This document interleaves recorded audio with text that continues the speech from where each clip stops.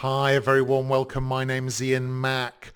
All's Well That Ends Well by William Shakespeare. What's it all about? Over the next 8 minutes or so, we're going to cover the basic plot, the key characters, what happens in each of the acts, any interesting facts, and I've also created a few infographics for you to reference. So if you're ready, let's get started.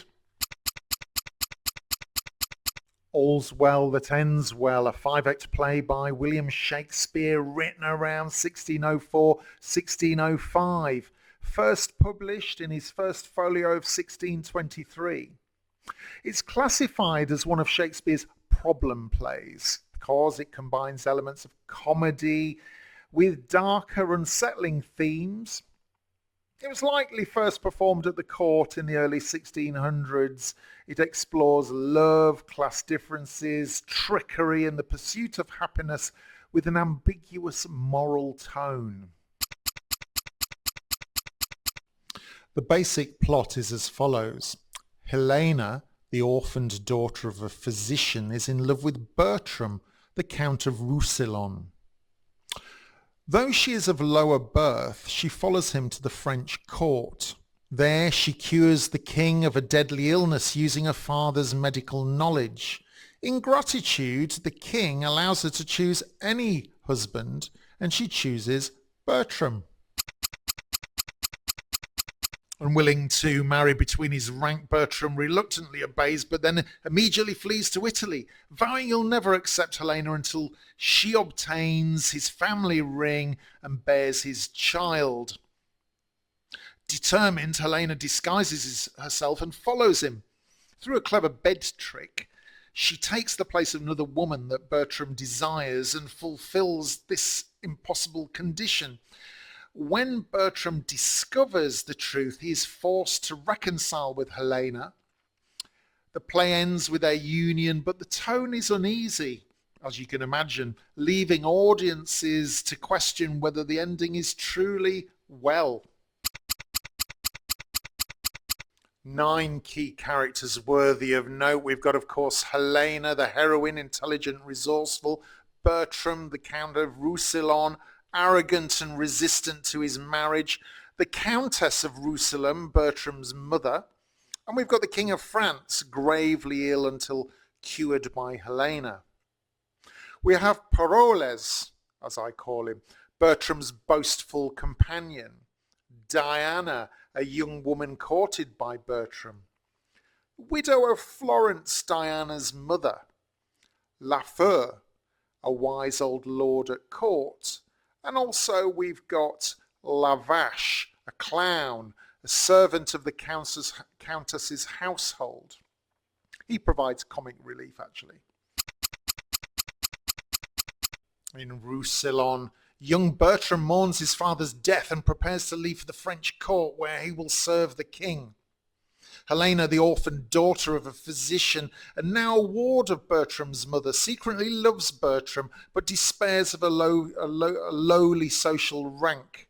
Meanwhile, Parolles, Bertram's boastful but cowardly companion, urges him towards reckless behaviour. Helena resolves to follow Bertram to Paris. At court, the King of France is gravely ill, and his doctors have given up all hope, but Helena, recalling her late father's medical knowledge, decides to try and cure him, hoping to prove her worth and win Bertram's hand. Helena arrives at court and offers the king a cure. Skeptical but desperate, he agrees, promising that if she succeeds, she may choose any husband in France. Helena heals him, and as a reward, she boldly chooses Bertram. Shocked and unwilling to marry a woman beneath his rank, Bertram obeys the king's demand, but he refuses to consummate the marriage. He leaves immediately for the wars in Italy, sending Helena away with a cruel message. He will only accept her if she obtains his family ring and bears his child. Conditions he believes are impossible. Helena, heartbroken but determined, vows to follow him. In Act 3, Bertram fights in Italy seeking glory alongside Parolles. In Florence, he begins to court Diana, the daughter of a respectable widow. Helena, disguised as a pilgrim, travels to Florence and learns of Bertram's pursuit of Diana. She and the widow devise a plan to trick him. Helena will secretly take Diana's place in Bertram's bed, allowing her to fulfill the impossible conditions he set. She will gain his ring and conceive his child without his knowledge. At the same time, Bertram's fellow soldiers expose Parolles as a coward and a fraud, humiliating him and stripping away his false bravado. In Act 4, the bed trick is carried out. Believing he has seduced Diana, Bertram unknowingly sleeps with Helena, who secures his family ring as proof. Soon after, Bertram returns to the French court, convinced Helena has disappeared or died, hoping to free himself from the unwanted marriage. The widow and Diana prepared to travel as well, planning to confront Bertram with the truth. The stage is now set for revelation and reckoning as Bertram's arrogance and cruelty leave him vulnerable to exposure. The final act is one of resolution but moral dilemma. Back in court, the king celebrates Helena's supposed cure, but mourns her reported death. Bertram returns, pretending grief, and agrees to remarry. When he gives the king a ring that Helena had once received, suspicion grows because the king recognizes the ring as one he himself had given Helena. Diana and the widow arrive at court, accusing Bertram of seduction, and the situation worsens for him. Finally, Helena appears alive, revealing the truth of the bed trick and proving that she has met Bertram's impossible conditions. Trapped, Bertram suddenly declares himself reconciled to her. The play ends with their reunion, but Shakespeare leaves an uneasy tone. Audiences are left questioning whether all's well that ends well truly applies. All's Well That Ends Well is based on a tale by Giovanni Boccaccio's The Decameron, translated into English by William Painter in his collection The Palace of Pleasure 1566-1567. Shakespeare adapted the story of Giletta of Narbonne, expanding the characters and the themes.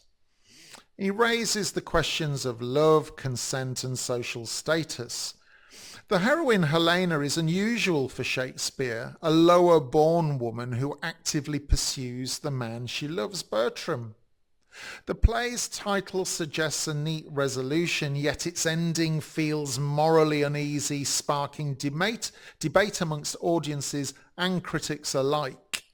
It explores love, class differences, trickery, the pursuit of happiness, with a real ambiguous moral tone, one for you to decide.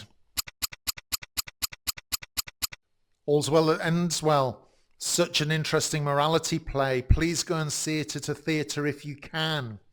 Thanks so much for your time, and I hope this has helped to get you started with the play. And don't forget to share any information or comments below so that others can learn. I look forward to seeing you again in the next one. My name's Ian Mack, and in the meantime, remember, time is knowledge.